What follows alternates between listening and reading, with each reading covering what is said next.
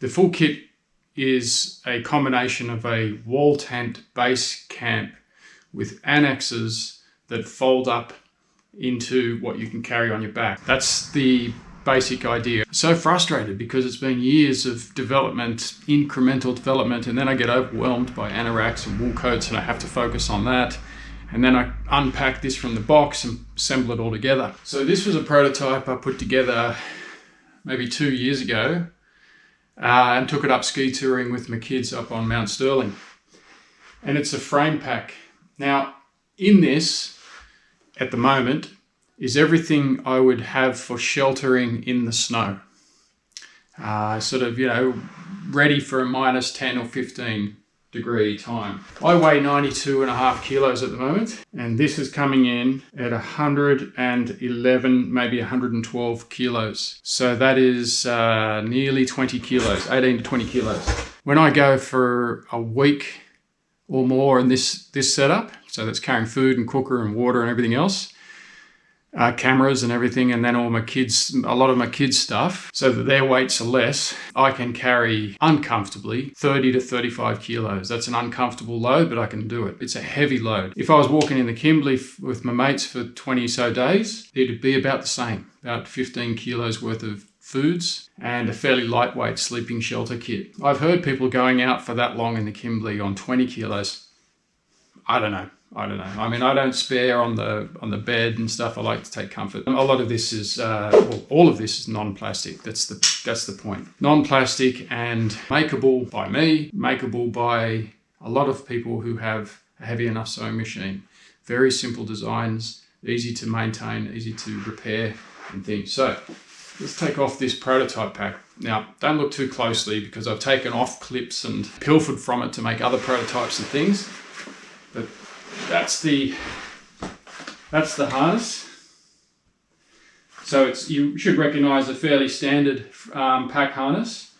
Pad and shoulder pads, suspension, lumbar pad. It is comfortable to carry this much. Now, let me just give you a bit of a backstory on what got me back onto frame packs. Is it a Flinders Rangers or a Paddy Pelham? But the point is, it's an external frame pack. I made this pack. That's when I realized, no, the harness needs to be padded. So my thinking is to make a pack system that can fit a standardized dimension of a chair frame. I like these chairs quite a bit because you can still lay back, but you can still sit perched and tend to your cooking and all that sort of stuff and then lay back. So I do like these frames, but some modifications need to happen in this so that the lumbar pad and the pack can be suspended off your back.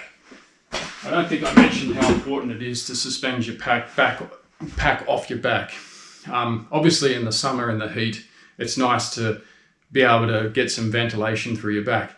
Most importantly though is in the winter, in the snow. You crack a sweat on your back and take off your pack, you'll know about it instantly. The sweat just freezes on your back and you're getting cold fast. So having ventilation in the winter is probably more important than having ventilation in the summer. This prototype, remember it's a prototype, but there are many features in this that I'm very happy with. I don't expect to have the finished design with this bow, but there is somehow a strapping system that attaches the pack to this frame at the bottom. It only needs to be suspended off the top of the prongs and then clipped to the base of the frame. The pack is off. I'm going to talk about that pack in a minute, but I want to just focus on the chair. I would preferably use old military style quick release buckles for the shoulder straps because they do need to get out of the way to get this chair frame happening. So what you're seeing here is me removing the harness from the chair, and that's good to do, not necessary for the chair to function. Alrighty, those sharp-ish prongs at the top, they're the base. That one goes there, and this one goes, and that's our chair.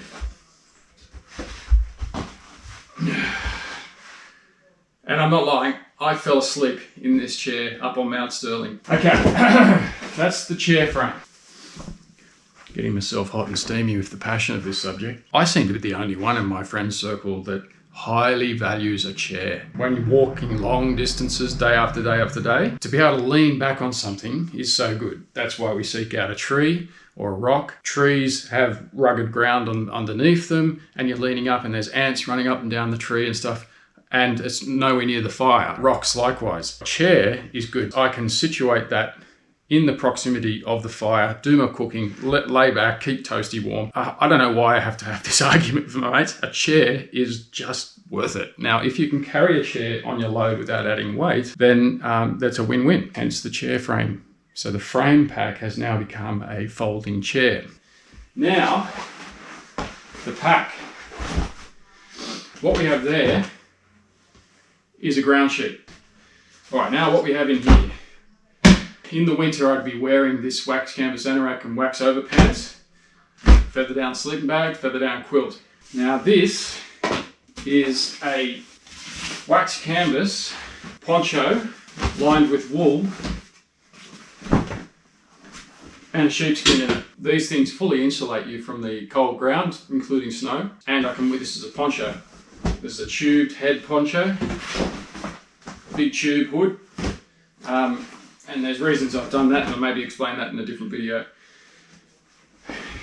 So that is a pretty plush setup. Now remember, what was it? 18, 20 kilos. That gives me, in my capacity, 10 to 12 kilos weight that I can still carry beyond this comfort. In that, I would go for a 3x3 8-ounce canvas tarp, which I think would come in at about 2 or 3 kilos.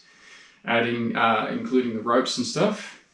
In that tarp, if it was a summer arrangement, I'd go for a hemp mesh mosquito box that fits in that 3x3 space. But if it's winter, I'd just take the tarp. And if it was winter, if it was just me, I'd take a 3x3.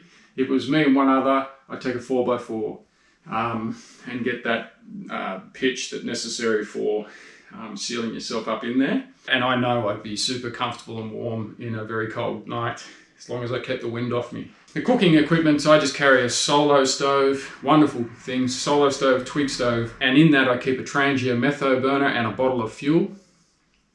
So I've got the option to use metho for cooking and or twigs interchangeably depending on the weather and the location.